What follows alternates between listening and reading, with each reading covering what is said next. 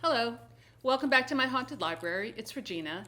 I wanted to thank all of you who checked out my live stream at my birthday party the other night. I had a great time. It was great to see some friends again and to drink some good wine and eat some good food, and it was lovely. You may have noticed Lily was in the video, but what I didn't capture on camera, luckily, is that she started throwing up toward the end of the night. It was kind of like Reagan in The Exorcist when she comes down from the party and like pees on the rug. So it did cast a bit of a pall over the party, but she is completely recovered. I think she might have been nibbling at the hors d'oeuvres or something. But anyway, it was a great time. Had a lovely party. So back to normal. You know, I always love going into September because that is the beginning of spooky season. I always kind of think of September as the beginning of fall, even though it's kind of, I guess, technically toward the end of the month. But anyway, I wanted to open some mail before we get started today. This is a card from my friend E.D. Lewis. I will link his channel below. He's always so thoughtful with sending cards and letters. Just a little shout out to another year, more wonderful you. Oh, that's sweet. Wishing you the best of birthday wishes. May your day be filled with laughter and happiness, E.D. Lewis. Thank you so much. That's very sweet. And next I have a package, and I know who this is from. I'm going to let Lily run off and play. This is a package from my friend Alex, the BookTubers. Okay, so she sent me a card. That's very sweet. Try not to rip it too much.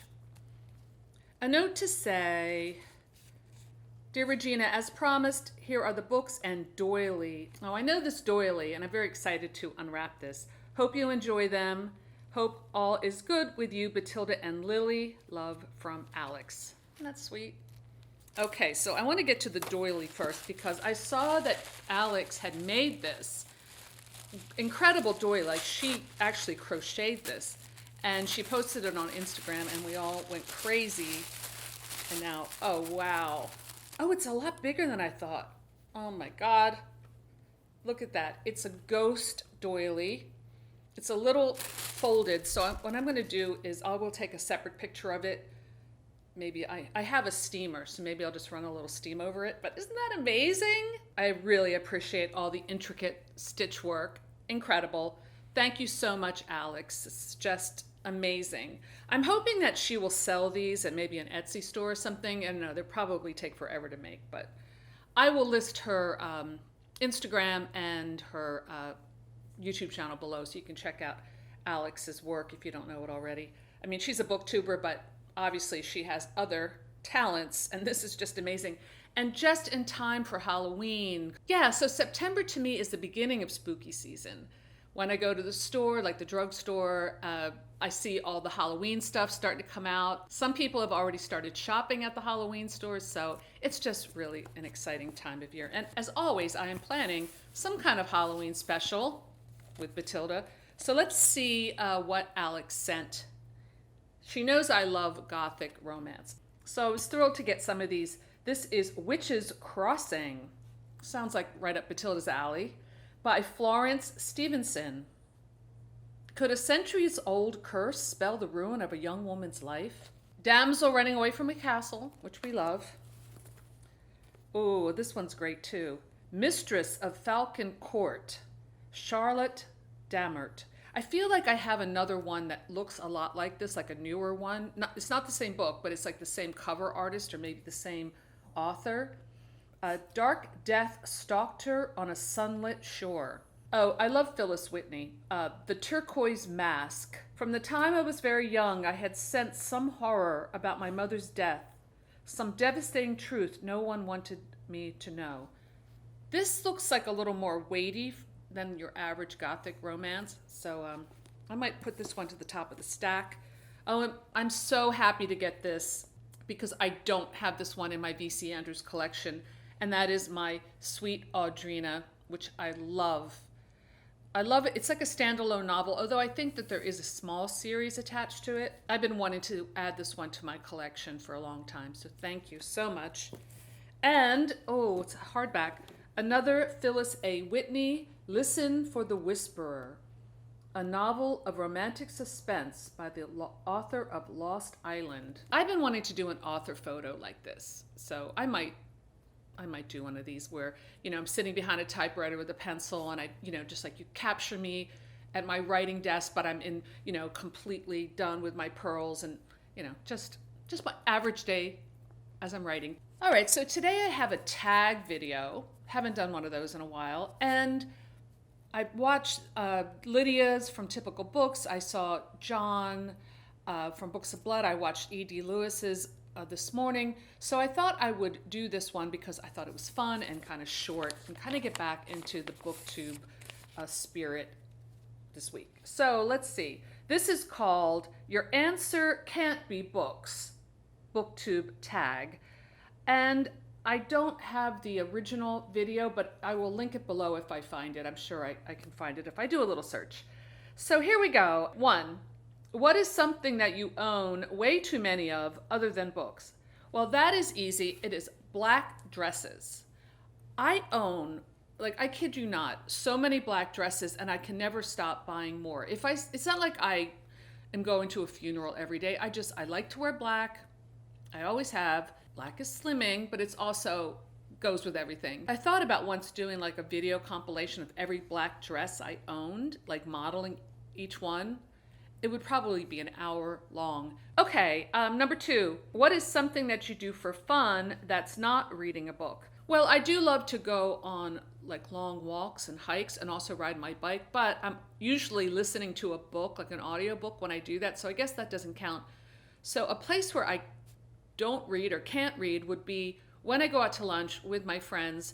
We do what we call our bitches lunch. It's a few of us, girls and guys, and we go out and these are all people I work with, and we will go to the bar that's right next to the theater where we work and have very great lunches, sometimes liquid lunches that stretch into the afternoon, not when we're working, just saying, when we get off.